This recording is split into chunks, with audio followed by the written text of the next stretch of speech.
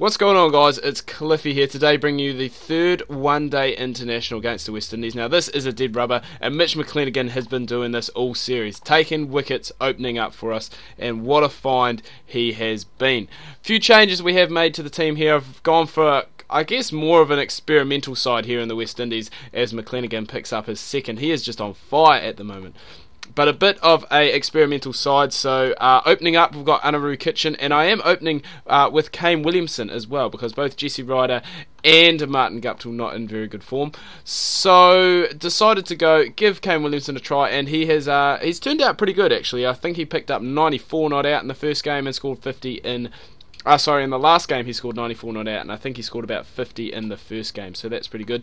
As you can see, not too many specialist batsmen playing in this team. James Neesham and Corey Anderson batting at 4 and 5 to be able to make room to play 5 specialist bowlers, playing both Todd Astle and Ish Sodhi as leg spinners. Being the West Indies, the pitches over there turn quite a bit, so that's why I've gone and decided to go for that. However, I think if I ended up playing on probably more seamer-friendly surfaces, there probably isn't a way that I could squeeze both those spinners in, which is a bit of a shame. So this is kind of, I guess, a wee bit of a... not a test, but I guess a wee bit of a trial to see how they go.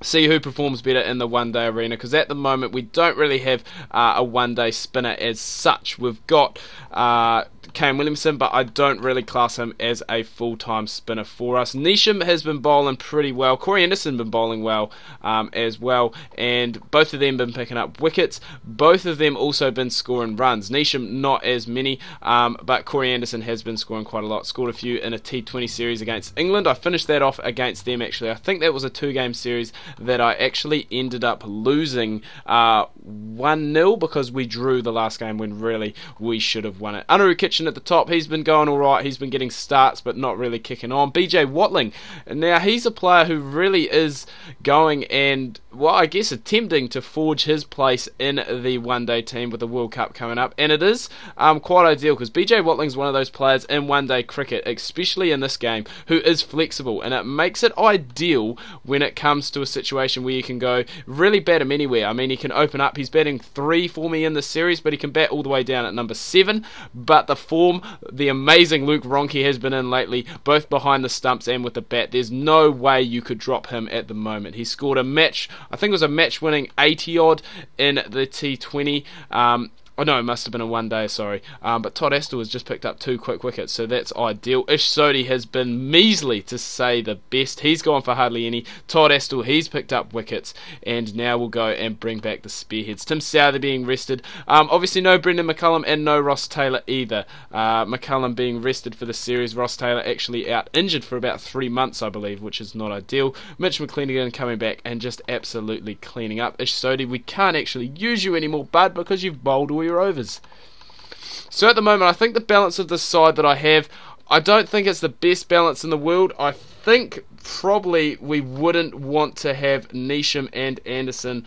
Well, I want them both in the team because both very good players, but I don't think we could have them both batting at 4 and 5. I think that is just a little bit too high for them, and it really doesn't leave much room, especially if one of Ryder and or Guptill get back in form. You've got to put them back at the start of the innings. Just as I was saying how good Kane Williamson had been batting lately, he's gone, done that, hasn't got off the mark in this game here. Hopefully Watling, he has gone and done the same as I've gone. Have I put the mockers on the team?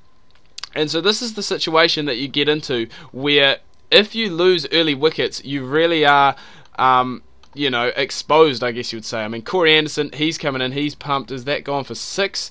No, that might be out. Oh, just short. I mean, you've got Corey Anderson coming in within the first 10 overs, and that is something you don't really want. You want him coming in. I guess if you played with a team like this, with Anderson at 4 and Neesham at 5, you really want your openers and your number 3 to bat a long time, and you want those two to come in with, I guess, probably about 35 overs being played, and then you can go and launch from there. We're going to go and try and get through this pretty quick. He has come in, played pretty aggressively. He has just gone for 35, just as I went and put the mockers on him, like I have done with most people in this inning so far. So I'm going to stop talking about that there, and hopefully we can go and see a nice partnership between these two here. But in saying that, we've potentially gone and put the mockers on him. again. Now, this is probably, well, this is the last away series, I guess you would say, of this calendar year. We are going to Australia, I think it is, or Australia coming to us to play 2 T20s, and then we're into the 2015 series. So I'll let you guys know how we go in those T20s. I may even bring you the second one as we just keep on going along at our merry rate at the moment, and this is what we want. This is what I was talking about one of those openers, one of those top three, being very solid, allowing Neesham and Anderson to come in and pace their innings. And again, I've gone and put the mockers on poor Jimmy Neesham just as he was starting to get going, and I skipped that because I just assumed that it was going to be out.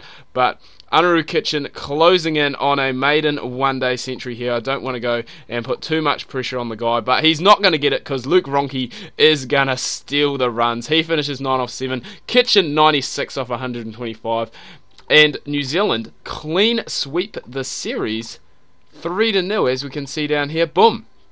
So you see there, 3-0. We've got 2 T20s in Australia, and then we are into the next stage of the calendar. So I'll either let you guys know what happened in that T20 series, I'll show you that last game, not too sure. Bravo been sacked as the West Indies captain following that loss. Anyway guys, do hope you've enjoyed this video. If you have, please remember to leave a like. If you are new, please do subscribe. Do tune in tomorrow. I'm going to have FIFA Player Career Mode. Make sure you do not miss that.